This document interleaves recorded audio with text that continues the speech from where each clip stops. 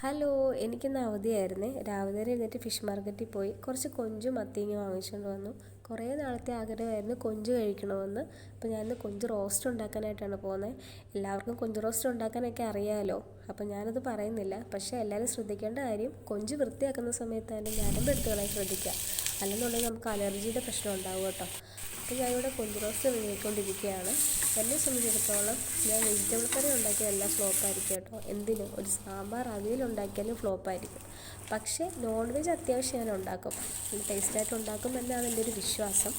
അപ്പോൾ എൻ്റെ ഇവിടെ കൊഞ്ച് റോസ്റ്റിൻ്റെ മസാല ഇവിടെ തയ്യാറാക്കിക്കൊണ്ടിരിക്കുകയാണ്.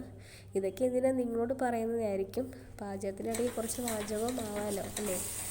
അത്യാവശ്യം നല്ല വലിപ്പത്തിലുള്ള കൊഞ്ച് തന്നെയായിരുന്നു കേട്ടോ. അപ്പോൾ നമ്മുടെ കൊഞ്ച് ഇവിടെ റെഡി ആയിട്ടുണ്ട്.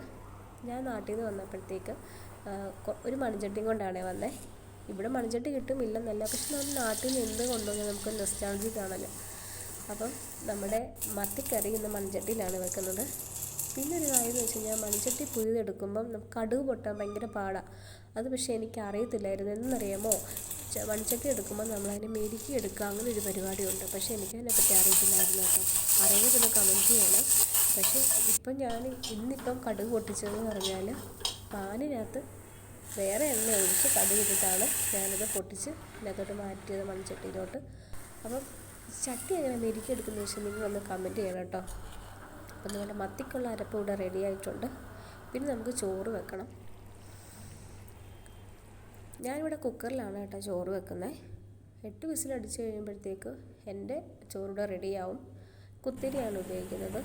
എല്ലാവരും പറയും അത്യാവശ്യം പ്രവാസത്തിലോട്ട് പോകുമ്പം വെള്ളരി എല്ലാവരും ഉപയോഗിക്കരുത് എന്നിങ്ങനെ പറയുന്നവരും ഉണ്ട് കേട്ടോ. പിന്നെ എനിക്ക് അത്യാവശ്യം ബീറ്റ്റൂട്ട് ഇഷ്ടമാണ്, അതുകൊണ്ട് ഞാൻ ബീറ്റ്റൂട്ട് തോരൻ വെച്ചു.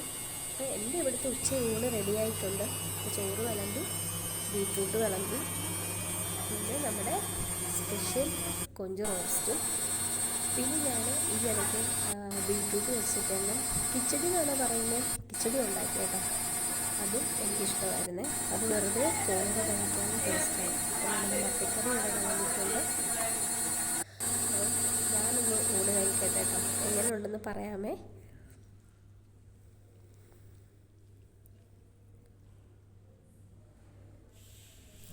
അപ്പം കുറച്ച് ചോറെടുത്ത് ആദ്യം തന്നെ നമുക്ക് മത്തിക്കറിയും കൂട്ടി കഴിക്കാം. മത്തിക്കറി എങ്ങനെ ഉണ്ടെന്ന് നോക്കാമേ. കുറച്ച് മത്തിയുടെ കഷ്ണം എടുത്ത് മത്തിക്കറി എങ്ങനെ ഉണ്ടെന്ന് നോക്കാം. ഞാൻ വെച്ചുകൊണ്ടാണോ എന്നറിയത്തില്ല, അടിപൊളി ടേസ്റ്റായിരുന്നു. പുളിയൊക്കെ ഇറങ്ങി നല്ല സെറ്റായി. കാരണം എന്ന് വെച്ച് കഴിഞ്ഞാൽ ഞാൻ കുടംപുളി മാത്രമല്ല, കുറച്ച് തക്കാളിയും കൂടി ഇട്ടായിരുന്നു കേട്ടോ. പിന്നെ ബീറ്റ്റൂട്ട് എൻ്റെ ഇഷ്ട ആഹാരമാണല്ലോ, അതിൻ്റെ ചോറിനോട് പ്രത്യേകിച്ച് കുഴച്ച് കഴിക്കേണ്ട കാര്യമില്ല, അല്ലാതെ കഴിക്കുന്നത് എനിക്ക് ഏറ്റവും ഇഷ്ടം. ഇനി നമ്മുടെ സ്പെഷ്യലായിട്ടുള്ള കൊഞ്ചും കൂടി എടുക്കാം. ഞാൻ പറഞ്ഞില്ലേ, കൊഞ്ച് അത്യാവശ്യം നല്ല വലിപ്പത്തിലുള്ള കൊഞ്ച് തന്നെയായിരുന്നേ. അങ്ങനെ കൊഞ്ചും കഴിച്ചു. അപ്പം അടിപൊളി ടേസ്റ്റായിരുന്നു കേട്ടോ. എനിക്ക് ഒരുപാട് ഇഷ്ടപ്പെട്ടു. അപ്പം എനിക്കിങ്ങനെ കഴിച്ചാൽ പറ്റത്തില്ല, എല്ലാം കൂടെ കുഴച്ച് കഴിക്കണം. അപ്പോൾ ഞാൻ എന്നാൽ കഴിക്കട്ടെ. അപ്പോൾ അടുത്ത വീഡിയോ കാണാം. അപ്പോൾ എല്ലാവരും ഫുഡ് കഴിച്ച് ഹാപ്പി ആയിട്ടിരിക്കും. ബൈ.